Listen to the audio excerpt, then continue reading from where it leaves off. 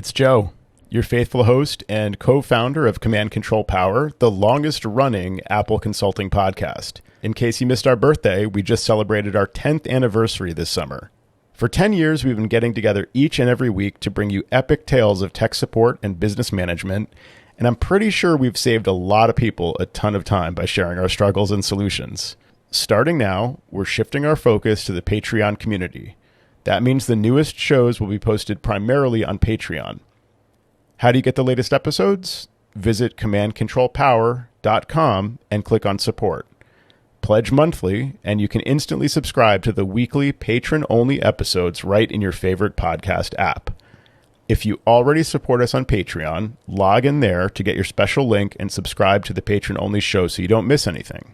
Here on the public show, we'll be featuring classic episodes hand-selected for you from our catalog of over 500 episodes, along with occasional new episodes too. And remember, we're regularly releasing new content on Patreon, where you can join our community of supporters starting at just $15 per month, giving you access to the freshest content. We feature dozens of exclusive shows on Patreon where we speak a little more freely about how we make business decisions, navigate client relationships, manage our employees, and sometimes deal with mistakes and difficulties too. Plus, as a patron, you receive access to our entire back catalog where you can revisit classic episodes and learn from colleagues we've interviewed who've shared their own best practices. Visit commandcontrolpower.com and click support to pledge monthly on Patreon. We'd really appreciate your support, and we're confident your business will benefit from the wisdom of the community we've gathered there. Thanks for listening, and we hope you enjoy this episode of Command Control Power. We'd like to welcome to Command Control Power, Shawn Lemon, CEO and founder of The Digital Organizer. Welcome, Shawn. Hey, thanks for having me. So you reached out saying you were a longtime listener of Command Control Power, so thanks for listening. And you said that you had appreciated some valuable insights you've gotten over the years, so not to toot our own horn, but I was excited to learn just how you went through the process of going from break fix to MSP after hearing about our experiences, because of course we feel like we were a little late to that. It took some encouragement in those early days 10 years ago for some of our earlier guests to take us through their process and learning live publicly. So I'd love to hear about that. But do you want to start with the very beginning of how you got into Apple consulting and working at Apple and so on? Oh, yeah, I'd love to. My journey with Apple started working at the Apple Store, consulting at the Apple Store. I was a creative for 7 years, and I'd see people coming into the creative bar for me, not the genius bar, to learn how to use their stuff. And they'd have this huge data set from data transfers, either from their PC or their Mac, and they'd be so excited about using their technology. And they had this giant mess to sort through, and it was so difficult to help them learn when all they could see was the mess. And so with some of these guys and ladies coming in with all their photos, these projects were so big, we couldn't really tackle that problem in an hour. And so I'd finagle the schedule and try and get them back on my schedule and take copious notes to pick up where we left off whenever they could get back in to do this. And it was just a struggle and kind of frustrated the other employees sometimes trying to serve these people to the best of my ability when that really wasn't the mission of Apple and what they were doing with the creative training. Like they just wanted you to sit there and teach how to use Pages or how to use iPhoto, but not really solve the problems. And at the time, there were 2 Apple consultants in town, and they really just seemed more focused on business, not the residential side, or really untangling people's data. And so I was actually at dinner with my wife, her sister, then husband, and a friend that I'd never met before. His name was James Todd. So we're all talking and chit-chatting, and then James focuses on me and he says, "So, Shawn, what do you do? What are you into these days? What do you do for work?" And I tell him I work at the Apple Store. I'm a creative. I teach people how to use their stuff. But what I'd really like to do is start my own business where I'm helping these people untangle their stuff, like really learn it, just get everything organized so that they can do what they bought these things for in the first place. And he pauses for a second and he says, "Let me ask you a question. Do you want to be an entrepreneur or a wantrepreneur?" Nice. And the table goes silent and everyone looks at me and my wife looks at me sideways, a Did you little bit smack grinning. him?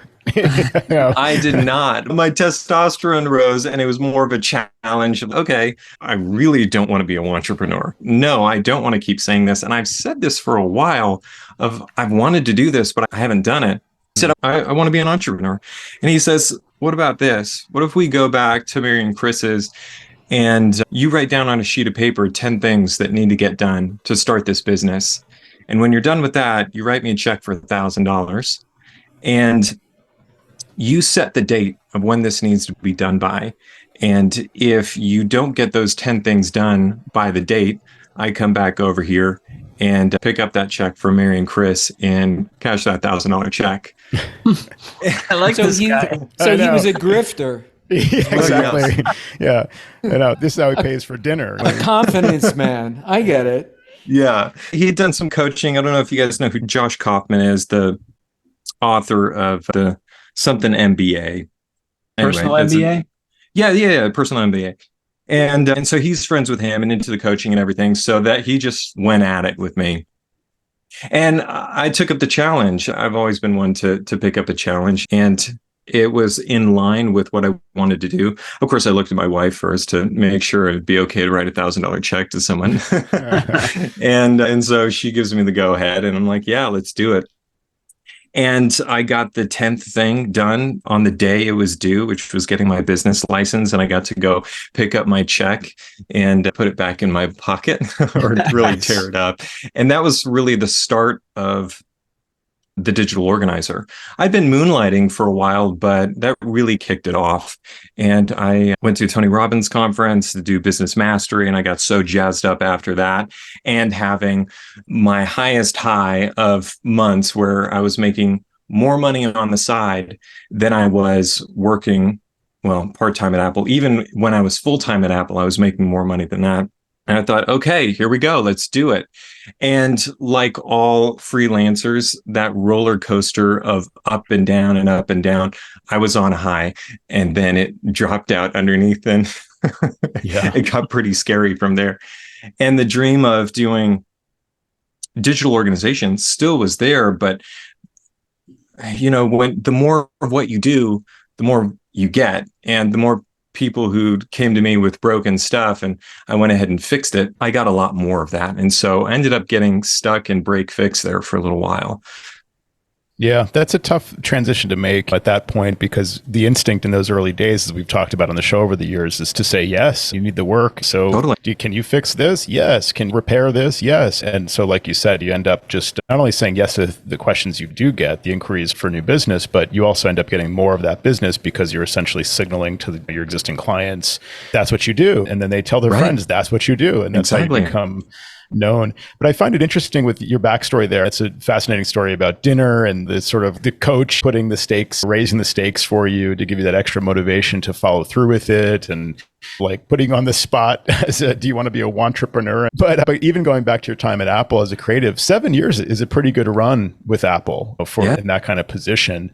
But you described it really well, how their systems and protocols and practices there of how they help people aren't necessarily geared all that much toward the real world experience of a lot of the kinds of clients that we work with. It's one thing if your name is Johnny Appleseed and all of the kind of default example files apply to you. And I think their practices work really well if you have a brand new Mac out of the box with no data on it, when you want to just create a file and then look, magically it appears on your other devices because you also just bought an iPhone and it's all set up. But some people don't even have the configuration set up to have it sync through iCloud. And so now you start to walk down that road. And then it turns out, well, actually this old device doesn't support iCloud Drive or desktop and documents folder syncing or something. So now we've got to update this. Now you've burned through the entire time you had just to basically get them up to date on one of their devices. Oh my gosh. So seeing that need to be able to spend more focused time, I think, is a big insight to be able to see that there is much more of a need than I think Apple can satisfy inside the store. Yeah, kudos to you for making that transition to be able to help those people. Yeah, thanks. Yeah, speaking of that, these were the days where they were just introducing SSDs into the lineup, and so people are coming in with crash hard drives left and right. or in crashed hard drive will often corrupt the operating system. And so you need to reinstall the operating. You can't restore from backup because it's totally jacked up. And then these machines are running so slowly on the hard drives. It's like, why don't we upgrade this to an SSD? So I pitched to the Apple Store. I'm like, hey, for those people who they have a crashed hard drive and they're scared of setting it back up, because all they're going to do is wipe it and give it back to you. Why don't you send them to me and I'll actually help them reorganize that. We'll get a fresh operating system on there and organize their stuff. That way it's all done right. And then once the client comes to me, I'm pitching, hey, how about we upgrade to an SSD because this hard drive is slow and you're going to get another 4 years out of this computer, 3 years out of this computer if we do this. And we start up with a fresh OS and we organize it so you don't get into this position in the first place. And it was amazing. I got so many referrals because people were getting amazing life out of their machines and they're faster than when they were brand new and all this stuff. So it's a pretty cool time where I got to flip that break fix into I'm going to fix it, but then we're also going to organize it. I called it the reboot, and it was the tagline was your Mac, fast, organized, in sync, and backed up. So we just go through the whole thing, and it was a fun experience, but it was still that roller coaster of, okay, it's super busy and then it's slow and super busy and slow. And I'm trying to do a blog at the same time because blogging was huge. And my father-in-law is like one of the guys who really preached blogging in the marketing world for a while. His name's Michael Hyatt. And so I was trying to do it his way. And it was so hard. And so I'd quit marketing once I got the work. And then I'm working. And then next thing I've got to go back and do another Facebook post or write another blog post and then try and again. Ramp it back up. I never created that marketing machine. Yeah, that's a tough spot. You're describing the golden age of SD upgrades, which definitely generated a lot of work in this sort of break fix model. It was like, you could really demonstrate a lot of value with a relatively inexpensive piece of hardware, some brackets and adhesive kits and adapters and thermal sensors and things, whatever you need to upgrade the machine. And then sometimes more storage capacity, certainly much faster.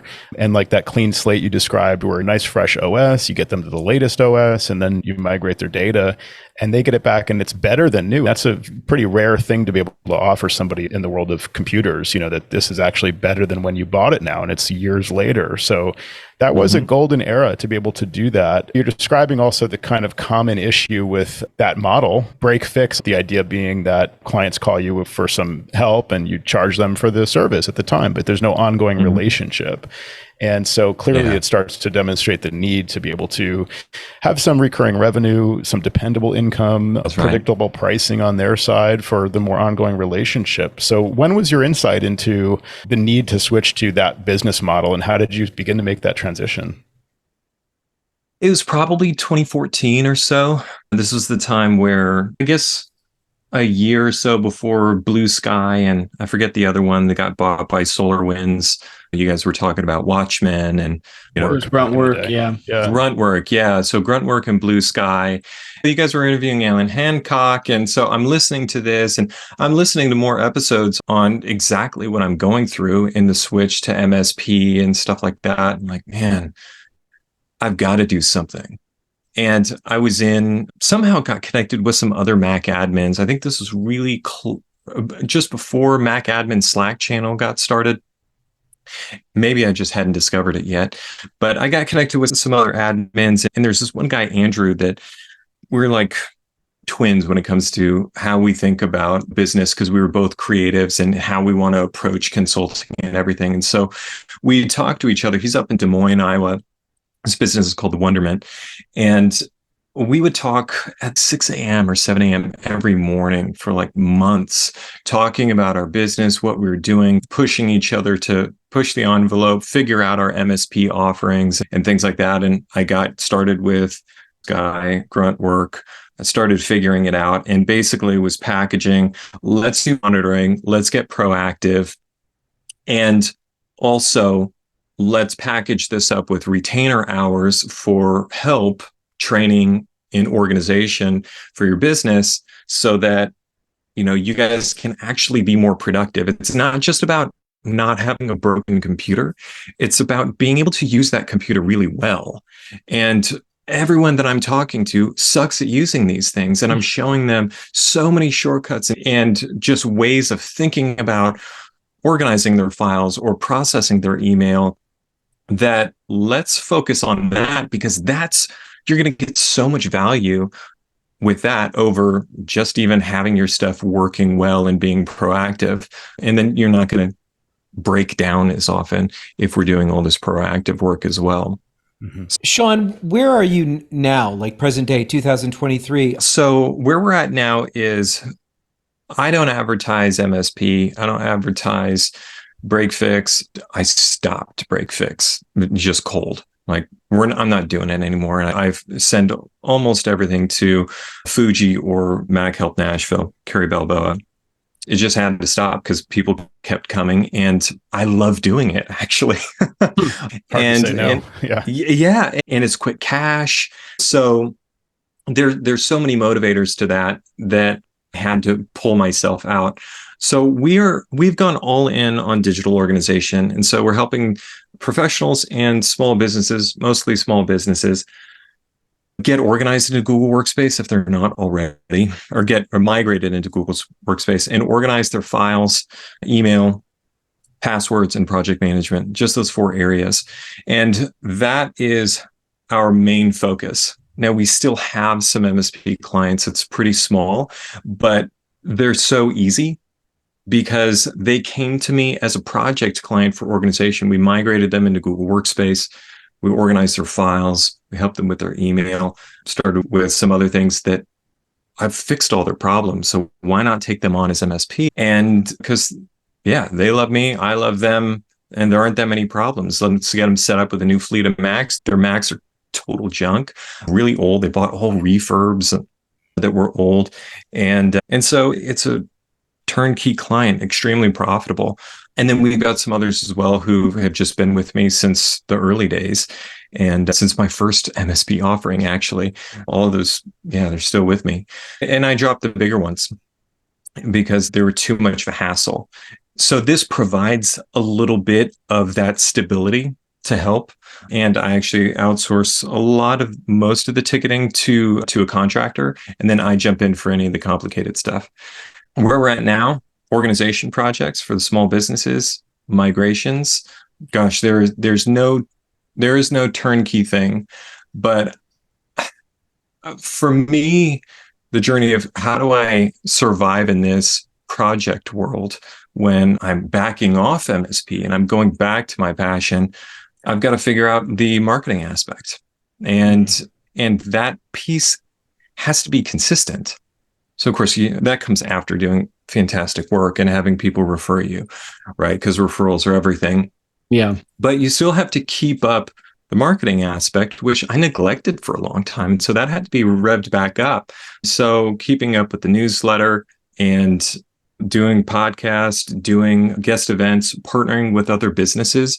So I actively find other businesses that would benefit from having us serve their clients. So I want to talk to a marketing agency because they're constantly dealing with files and passwords from their clients. And almost all of these businesses are train wrecks when it comes to passwords and files, and really all kinds of stuff digitally. Everyone's just trying to make it work in business. So if they can onboard their client and say, hey, we'd love for you to work with the digital organizer to get them set up with password management. They can do all of this stuff for us, make you more secure, more productive. They can organize your files and things like that. Then I'm going to make their relationship so much easier when they're not having to spend 30 minutes trying to get into the SendGrid account because nobody knows who the text message verification is going to. That makes everybody a whole lot happier. So I try and create symbiotic relationships with other businesses and their clients and take different angles than just posting on Facebook and things that can really suck you in and make you feel like you're working and you're making progress when it's really not making the needle move that much. Yeah, I think part of what you're talking about is something I subscribe to a lot, which is making partnerships with other businesses. It could be because they have expertise you don't have, or you don't want the type of business that they take in, or whatever the reason is. You can do this for a couple reasons. One is just you can still intake new clients and perhaps still take them on the digital organization side and feed off the technical support side, but also just to have those connections really show your growth to the customers as well. So I think there's a lot to that, the business connections that are big. Also, question for you, how big are you, an army of one with some outside resources, or are you a little bigger than that? I have one full-time employee, Scotty, who does most of the organization projects, and I do the most technical. If it gets more advanced or it's really hairy, I come in and help with that. I do the migrations, but otherwise I try and stay out of the rest of it. I've got another contractor, Annie, who she subcontracts for me for all of the project management stuff for Asana or ClickUp and things like that. And then I've got another contractor, Ryan, who handles the MSP stuff. I used to have two more full-time employees, one assistant that basically automated everything that she did. And yeah, I mean, there's more into that of the roles of, I just realized I didn't need an assistant. And I really needed somebody who wanted to do more MSP stuff. And so I found someone to do that. He's contracting, that's Ryan. And then someone else was doing organization. Neglecting the marketing side of things actually really took us for a hit after I went on paternity leave. I came back, and since I wasn't there doing the sales and keeping on top of the website and things like that, that started to decline. And man, we took a little bit of hit on the project side. And luckily the guy needed full-time benefits and everything. And so I ended up jumping ship and going over to Dave Ramsey. But yeah, so now it's just the two of us. And now I don't know that I want to hire any more full-time employees right now. I want to hire contractors that kind of keep me a little more flexible. Yeah, I hear you there. Yeah. I think if any of us are thinking of growth, that's always the big question of who to hire first and what type of position that should fill. And then your point, contractor versus full-time, because there are some benefits on either side. I think having at least one full-time person is key because you have someone fully invested in your business as opposed to someone that's just partially paying attention to it. Absolutely. So my first hire was Jeanette, and that was my executive assistant. And oh man, there's a saying of, if you've been thinking about hiring an assistant, you're a year too late. Like you should have done it a year ago. And that was so true. My capacity expanded so much once I hired an assistant to do the scheduling, respond to all of the emails that didn't really require me. It was more administrative or getting clarifying questions or just scheduling a call instead of trying to answer a technical email and things like that. That was really amazing. I'd say for most people that I've come across, it's, man, you need an assistant before you hire anyone else so that you can get to the most valuable work and get all this admin stuff off your plate and start thinking more strategically. Yeah, that's a big advantage to having somebody on the front line kind of handling that stuff. I'm curious, contractor you mentioned for outsourcing ticket processing too. Was that one of the people you named? Yeah, Ryan. I do outsource tickets. He does IT administration and for a school in Colorado, and he's got extra time on his hands and is thinking about starting an MSP. And I actually found him on the Mac admins group, Slack group. Nice. And so trained him up on our stuff and what we do, and he handles the majority of those tickets. Fantastic. Yeah, I get that you've hinted at one of the risks there is that a contractor could glean a lot of valuable information, maybe even some client relationships, and walk away. And no non-compete can really stop that from happening. And so that's the risk of a contractor. It's also can be challenging to find a contractor that can mesh with the need as far as their availability to work, maybe some flexible number of hours that might change over time, or if it's just part-time, not everybody is up for just a part-time job. They might want to find something, more full-time. So there's some difficulties there, but certainly, as I think you and Sam mentioned, it can be scalable that way. It can be a little bit more flexible and also less of a concern with onboarding a full-time person and making that salary and those benefits every single week. There's pros and cons as you hinted at. But yeah, the idea of outsourcing that kind of, service of fielding the incoming requests, maybe doing a first line of processing and getting back to the basic questions first before it gets escalated to you can certainly be a nice benefit to doing that, freeing up some of your mental energy for, like you said, thinking strategically. I'm curious also about the strategy of the it sounds like what you'd like to do is the digital organizing. I guess that would be more project based. Yeah. And the idea there is, I guess there'd be more of a destination in mind. It's now you're organized. We've achieved the goal. Do any of those clients turn to ongoing relationships? Is there a recurring revenue model associated with the digital organizing part of things? Or is it just more that you spin them into more of an MSP, traditional MSP client to manage them going forward once they're all cleaned up, so to speak? Yeah. So the original plan was to transition them into a traditional MSP. And through, I don't know, some other snafus that we can go into if you want, I ended up deciding to not do that and to just put MSP on hold and just maintain. So I've got Ryan, I've got an easy set of clients that are highly profitable that we can be superheroes for and just really jump to white glove service when they need something. And I like being able to deliver really fast. And I'm just realizing the project side, it takes a lot to keep it going. And if I spin up more MSP, then I might overdo Ryan's capacity and then have to jump in. And because I like the technical and I like answering things a certain way, and I was the one who did it all for so long, it's hard for me to let go. I worry that it would take too much from me when the digital organizer needs everything I've got and more. So why don't I keep that and keep it profitable and do that? Now, what's the recurring model for the digital organizer and not the MSP? Right now, I don't have one, and I'm trying to figure that out. And I'm constantly trying to balance creating something new and going out of the box and sticking with what I've got. Now, my tendency, and I think a lot of people who start businesses, they're idea people. And I like new stuff, new ideas, new services and products get me. It's like a drug for me. I get really excited about it. But spinning up something new is hard, right? I mean, just coming up with a new service, there's a lot of aspects to it if you want it repeatable. Now, if it's just you, then you can do whatever you want. But then if you've got someone else working for you and they need to deliver and that's not to their strengths, what about that?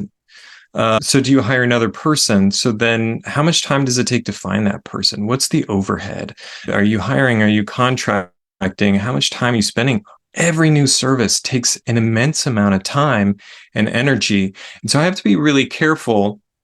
And at this point, it's like, my biggest job is making sure that I create a marketing machine that makes sure that I never run out of leads. Yeah, I think that's a really key piece of the puzzle when you've got project-based work like that is as they call it, the sales funnel. You really just need to keep that funnel full so that you're always starting to kick the tires a little bit with possible new leads and things and keeping them interested. And hopefully it slots in right as one thing is wrapping up, you're ramping up the next one. And it's an effort. I think I can relate to the sort of new shiny thing. We've talked about it on the show. Every time someone comes on with a slightly new business model, Sam redesigns his business around it. Sam? Yeah. Okay, fair enough. That's what you've said. And I've certainly learned from all of our guests over the years as well. And sometimes it seems really exciting to think about a new area to go into or a new way of doing business. I've started to think about this a little bit differently with my business because there's always this aspect of pivoting, like something's not working, you've got to pivot. But if you pivot too much, you're just going in circles. So at some point you need to focus and maybe stick with it. And what I've been learning is, like in my business, sometimes just looking at my business in a new way, not necessarily saying, okay, I'm going to just rip all this out and start over. Or I'm going to just revamp my entire setup, or I just start looking at it differently. What is working? Actually dealing with a smaller number of clients more actively, who are actively engaged, who might be willing to pay a little bit more per month for slightly better service. Maybe there's higher margin and lower volume. Maybe that's can work for me. And so it's not like a fundamental change, but it's more just like looking at my business and saying, those ideas that I thought about, I've got to scale, I've got to hire a bunch of people. Who says I need to do that? Maybe operating as more of a boutique consultancy that's providing really excellent service to a smaller number of people who are willing to pay for it.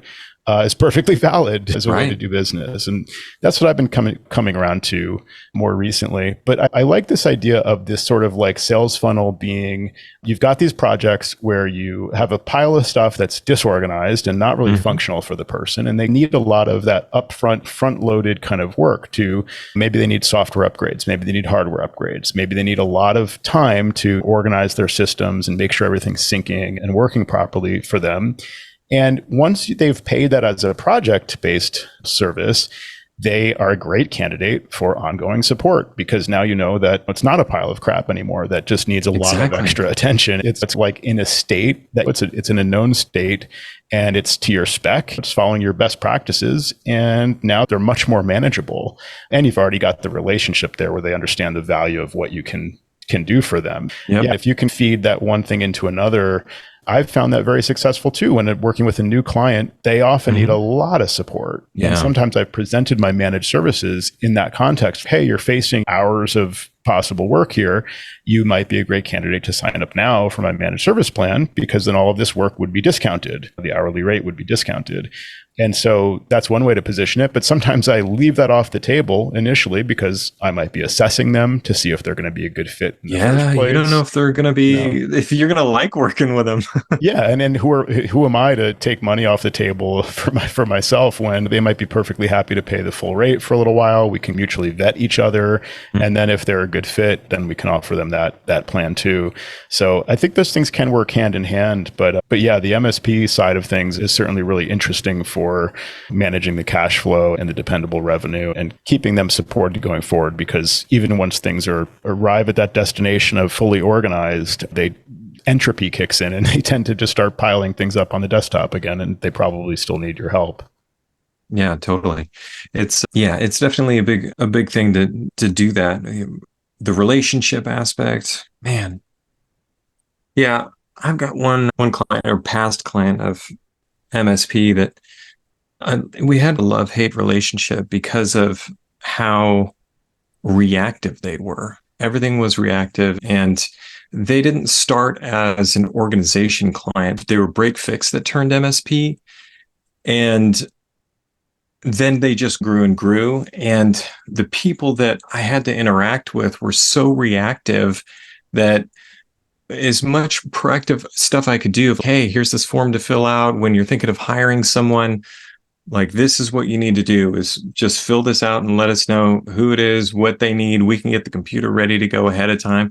So that way, if it's like, hey, we want to hire this person and go tomorrow, like, we can be ready for that. All we need to do is just create the names for the accounts and then sign into them on the machine, and they're ready to go.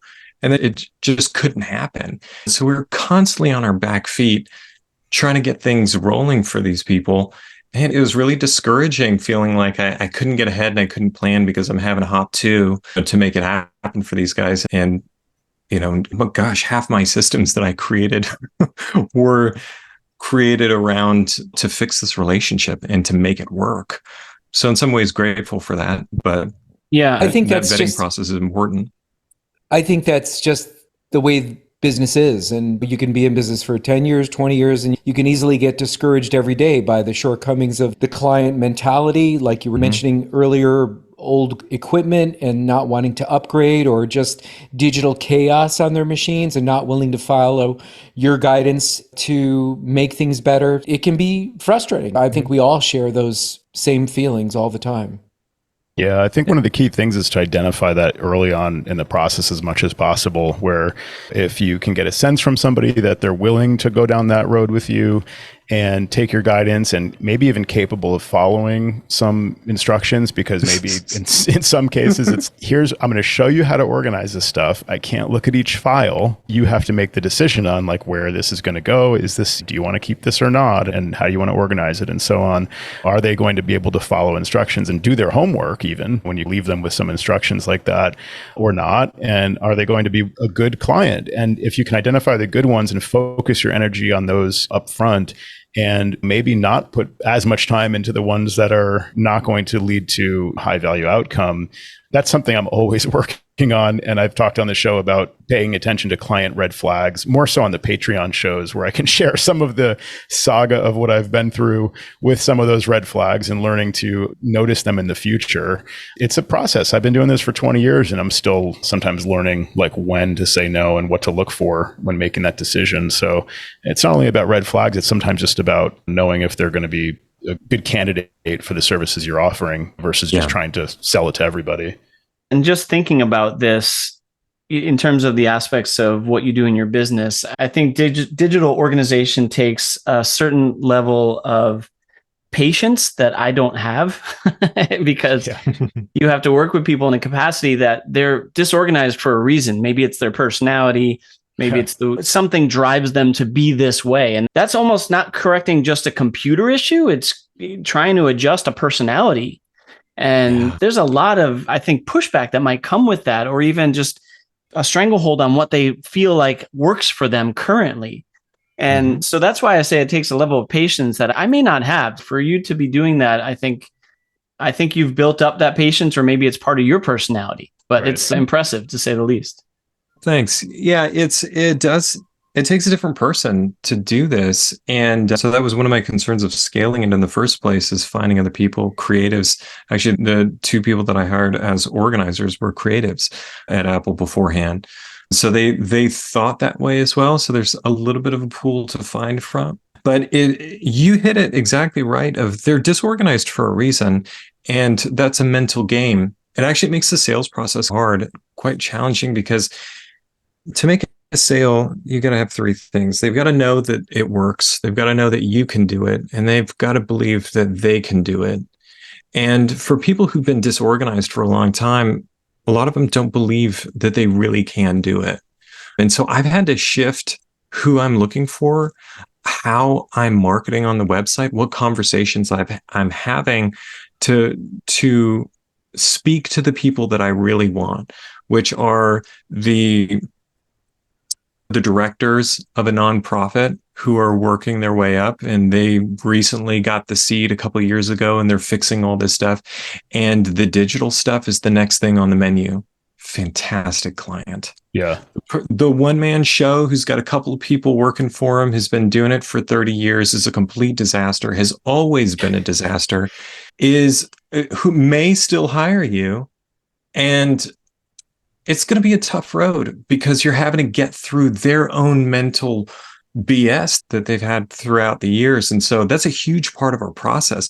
I had to create a process to train other people to go through the organizational thing that we do. So it started as a framework, and then Jace, who I hired, he really helped turn it into a system. And we talked a lot about kind of the mental game that has to be played and what it takes for retention and how to think about the process. I've actually done hypnosis training before. And a huge part of that is imagining the outcome. What is it that you really want? What would it feel like to be on the other side of this, to be the person who's actually organized? That when you open up your computer and you're not overwhelmed by an explosion on your desktop, but you're focused and you open up your email and there's a few things that you need to check and respond to, you deal with it, you schedule some other things to deal with later, and you move on to the next thing. What would that actually feel like? There's a whole mental game to that. And that's part of the process that we take our clients through, and we encourage other people, even MSPs, to say, hey, if you have got clients who want to get organized and you don't want to touch it, send them our way and we can see if it might be a good fit. And we can take them through the process of first, maybe just seeing if they can get control of their email. And then they see how much of a massive difference it is to look at their email and not have 30,000 unread messages, but just a few, and they're not missing critical things anymore. And we see their Google Drive as an absolute nightmare. Hey, what do you think about doing something with this? And they've already seen the results, and then we can go in and organize their files. Yeah, email is a great point. A lot of people could stand to benefit from better organization in their email, just in regards to how they process the incoming stuff. You mentioned 30,000 unread messages. Sometimes clients will point to the inbox and say, "Oh man, I have all these messages that are in the inbox," and they refer to the number of unread messages, and I'm like, actually, that's just the number of unread messages. You've got 10 times that. Yeah. And it's just a mess. And these are the people that you email. Here's the invoice, or here's something that your answer to, or whatever. And it's radio silence, because on the other end of it, your message is buried among 50 messages from like legitimate spammers, as I call them. It's just like you've signed up for all these newsletters, you've opted into all this stuff, and you haven't unsubscribed, and you're leaving them coming in your inbox. And not only that, but they're just sitting there. You don't even delete it or archive it. So I take people through that coaching of, here's the reason why you shouldn't just leave everything in the inbox. Now, I know you can search. I know search is really powerful, and that's why you don't have to organize it into folders by subject or client or project. You can just archive everything that you know has been dealt with, because you can still search just as easily in the archive.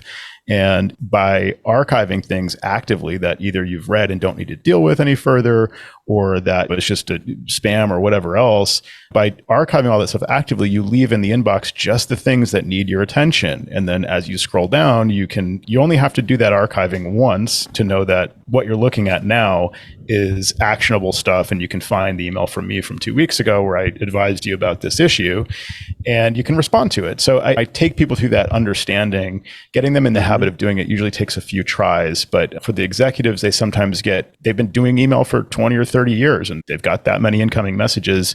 They think there's no solution, but you have to take them through that. And as you're describing these types of clients that are ideal, there's a little bit of like mindfulness training, where you're getting them out of the habit of just, mindlessly processing through things, or like whatever gets their attention, gets their action. And instead you have to like almost coach them to be a little bit more metacognitive about what it is that they need to work on, what amount of time they're going to spend on doing that. You can put on a TV show and organize your desktop, or you can just focus on archiving stuff you don't need from your inbox. Mindlessly do that as you're doing something else. You can give people some coaching like that. I find that can work, but it almost occurs to me, as you're trying to identify viable candidates, like when you're interviewing them, maybe on video, you can use desk view. Just show me a quick view of your desk right now. Yeah. And if it's an absolute nightmare, maybe there isn't hope. But like you said, if they've made some progress in their personal life and they try to stay on top of organization in the physical realm, maybe there's some hope digitally as well with your coaching. So it's an interesting process. And like Sam said, it's not for everybody to offer that kind of service, but it's super valuable. Jerry's often joking about too many icons on the desktop, and I guess you're the guy to help them clean it up, Shawn. Yeah, definitely. We'll get them whipped into shape in a file structure that's built like a workshop. So they've got what they need at hand quickly. They can go find the rest, but it's not at the top. It's a filing system. It's a digital workspace that they actually enjoy being in, and they've got everything at hand. It's been interesting listening to you describe your process, Shawn, how you've gotten from the Apple creative realm to the sort of break-fix model into digital organizing and the MSP realm. It's been great to hear you take us through that process. And I think a lot of listeners can learn about how to identify viable candidates and how to set up your business to have a like synergistic different aspects between some of the project work and some of the ongoing MSP relationship. So I'm sure there's a lot that people can learn from that. And if people want to reach out to learn more about your process or the services you offer, how can they find you? Go to thedigitalorganizer.com/CCP. I made a little landing page for this that's got a resource that we typically give out to our clients when we're finished that has the core material of what we went through in taking them through the organization process. So you can really see and understand what we're thinking as far as what does an archive look like? What type of archive are we talking about? And this is all files related. So I think it'll be really helpful if you want to start helping your clients organize. This could be a good framework to think through how we do it and how we take them through a process and replicate that yourself. Or if you see that and you're like, hey, this actually looks good, then send them our information. Yeah, go there. You can download that guide, and I've got videos explaining each part of this, of why we do it a specific way. So I want to give something back to you all and the community to say thank you and give you some of our hard work and what we're thinking about. So go and check it out, and maybe don't share it with your clients. Just use it to make money or send them our way. But Nice. Awesome. Good free resource for you. Awesome. Yeah, thanks for that. thedigitalorganizer.com/CCP. I'm sure we'll all visit that right now. And hopefully our listeners will go there as well and learn more about how they can organize their clients' digital life. And I'm sure we've all heard this question quite a bit. There's a lot of demand out there, and this can give you some tips on how to do that. So thanks again, Shawn, for taking us through your process. And thanks again. Shawn Lemon, CEO and founder of The Digital Organizer. And thank you guys. I'm really grateful for everything that you've been doing in your mission. Yeah, really appreciate it, guys.